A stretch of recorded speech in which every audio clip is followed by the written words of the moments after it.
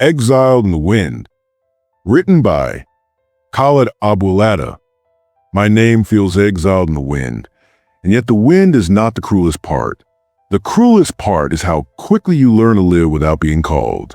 How quickly silence becomes your native language. At first, you fear it. Then you respect it. Then, without noticing, you begin to depend on it. The way a drowning man depends on a weight of water, because it is the only thing touching him. In places like this, the world does not end with a dramatic closing scene. It ends quietly, in small humiliations that repeat until they stop feeling like events and start feeling like climate. A door that closes without explanation. A guard who looks through you as if you are not a person, but a task. A clock that continues moving, not to help you reach something, but to remind you that you are not reaching anything at all. I used to argue with my own mind. I used to believe that if I could think hard enough, I could find a hidden passage out of whatever I was trapped in. But confinement teaches you a different truth. It teaches you that thought is not always a tool. Sometimes thought is the cage itself. Sometimes the bars are made of memory. Sometimes the locks are made of what you refuse to forgive. I would sit with my back against the wall and feel my heart knocking from inside my ribs, not as a sign of life, but as a complaint. It knocked the way a prisoner knocks on a door he knows will not open. And I would listen, not with sympathy, but with the numb patience of someone who has listened too many times already. When I say the night hosts me, I mean it literally. Night gives me space. Night gives me a schedule. Night makes the room feel honest, because darkness does not pretend to be something else. Daylight, on the other hand, feels like mockery. Daylight arrives like a visitor who has the wrong address, shining on everything as if hope is still a reasonable request. In the morning, I would watch the light crawl across the wall and stop short of my body, as if even the sun understood boundaries. There were days I convinced myself that the light avoided me on purpose. There were days I convinced myself it did not matter. I tried to read, but the words resisted me. They looked like shapes rather than meaning. Books piled up because I want to be the type of man who reads his way out of despair. But despair does not always allow you the dignity of improvement.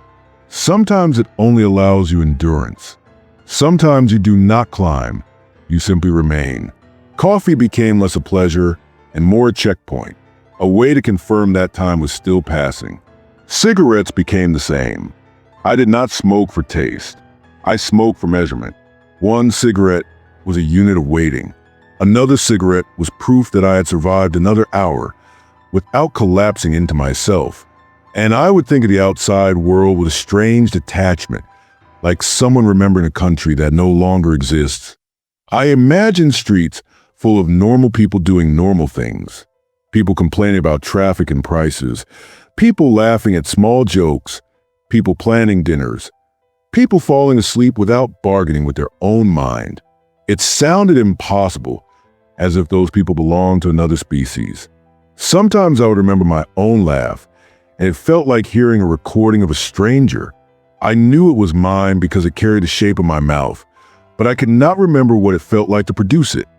I kept returning to the same question, because it followed me like a shadow that refused to separate from my feet. Was this a rehab or a prison? Was there even a difference? In rehab, the walls are painted with language like recovery and second chance. But the body does not always understand slogans. The body understands captivity. The body understands routine. The body understands being told when to eat, when to sleep, when to speak, when to stay silent.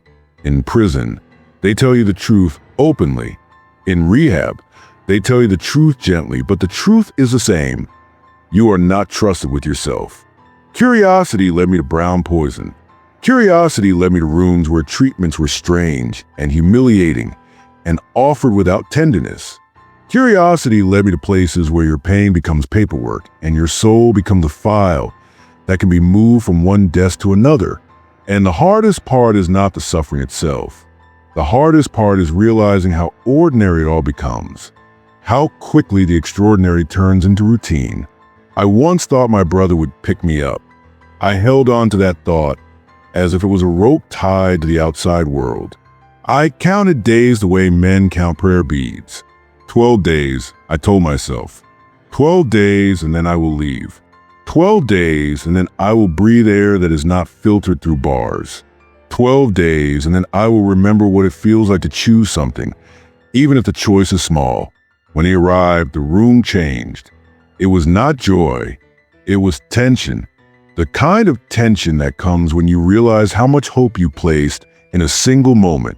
He sat with me for a short time, and I watched his face carefully, searching for something that could reassure me. A softness, a sign that I was still his brother before I was anything else.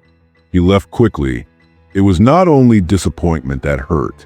It was a collapse of the story I had built to survive. It was a realization that people do not always arrive when you need them, even when they love you. Sometimes they arrive when they can.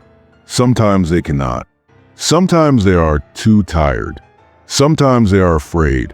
Sometimes your pain asks too much of them, and they retreat to protect themselves.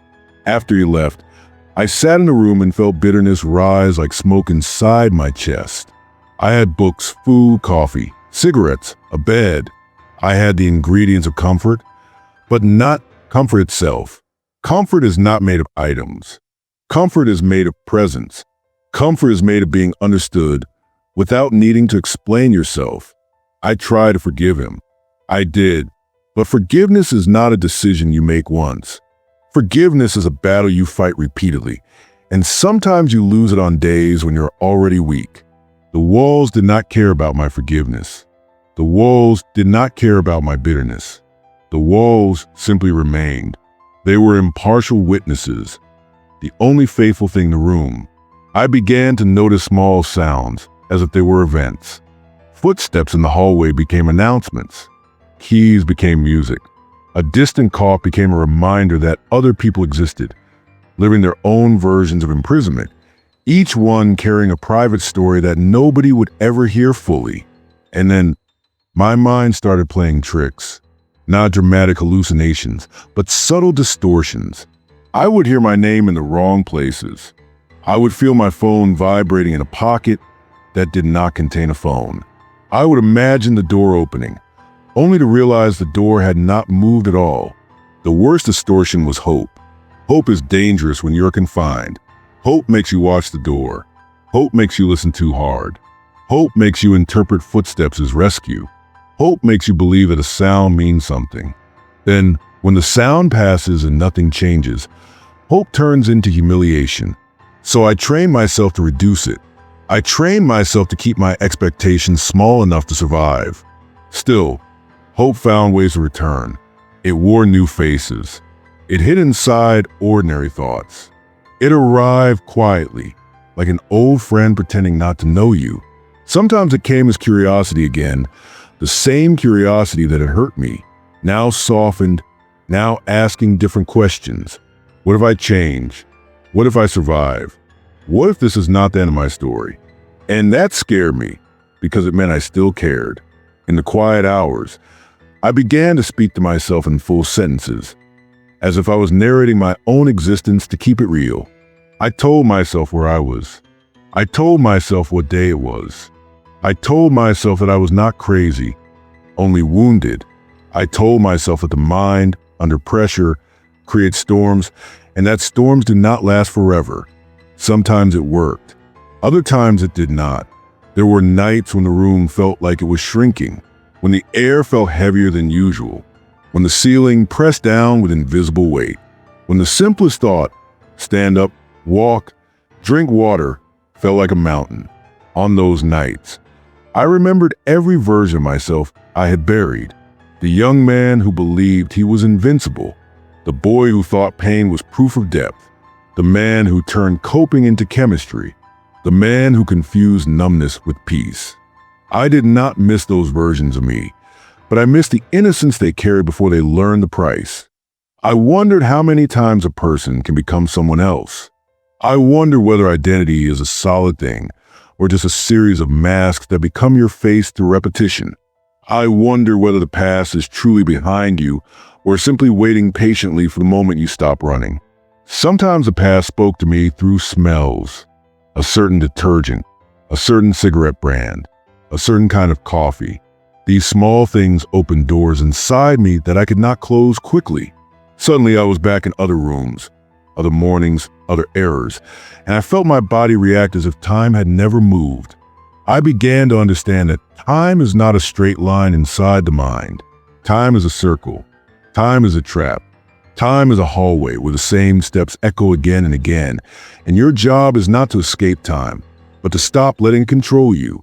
In the middle of all this, I would think about forgiveness again, not forgiving others, but forgiving myself. That was a horizon I could not reach. Forgiving myself felt like betrayal, as if letting myself off the hook would erase the harm I caused, as if suffering was the only proof that I understood the damage. But suffering does not repair anything. It only consumes. This was a lesson the walls were trying to teach me, quietly, relentlessly. They were saying, you can punish yourself forever and still remain broken, or you can begin again and carry the guilt like a scar rather than a sentence. Begin again. The words sounded simple. They were not. Beginning again would require me to accept that I am not only what I have done. Beginning again will require me to accept that I can regret without drowning. Beginning again would require me to live. And living felt risky. Living meant the possibility of failing again. Living meant the possibility of hurting people again. Living meant the possibility of craving again. Living meant the possibility of becoming the same man I was trying to bury. So I stayed in waiting because waiting felt safe. Waiting had no consequences. Waiting demanded nothing from me except endurance. But endurance has its own cost. Endurance can become a religion that keeps you trapped. Endurance can become a way of avoiding the harder work, which is change. One night, I stared at the wall so long that it stopped looking like a wall and started looking like a mirror. Not a mirror of my face, but a mirror of my patterns. The wall reflected the truth I avoided. I had trained myself to disappear. I disappeared into pills. I disappeared into smoke. I disappeared into the excuse of darkness.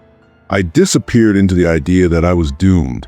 And doom is comfortable because it requires no effort. Doom is a story that saves you from responsibility. The wall made me ashamed, not because it judged me, but because it did not. A judging world would be easier.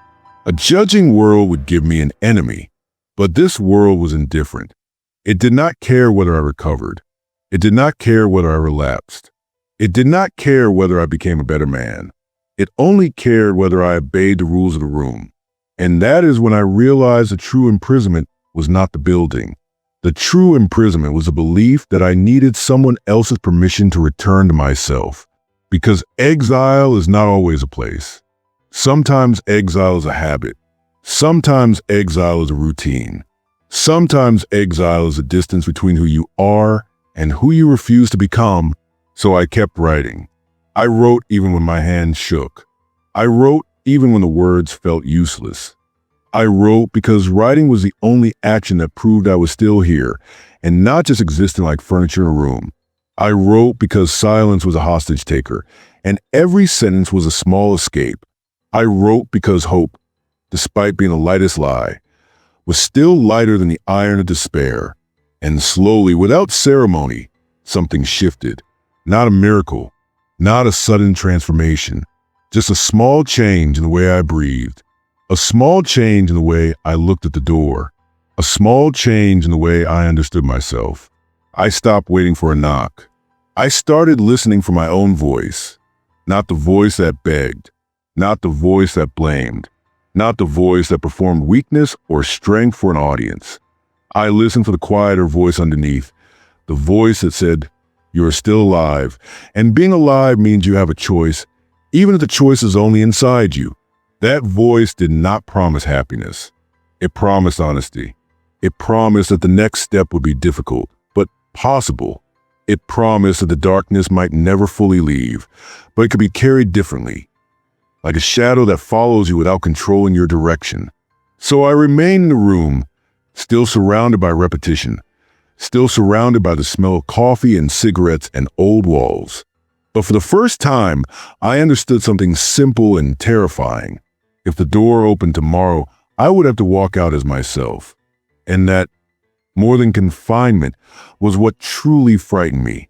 Because returning to yourself is not comfort. Returning to yourself is responsibility. Returning to yourself is standing in front of the mirror of doubt and refusing to look away. Returning to yourself is choosing life without anesthesia. And still I waited, not in the old way, not as a man hoping for rescue, but as a man preparing to become real again, preparing to feel again, preparing to face the morning sun, not as an enemy, but as proof that the day continues whether I am ready or not. And if the day continues, then so must I.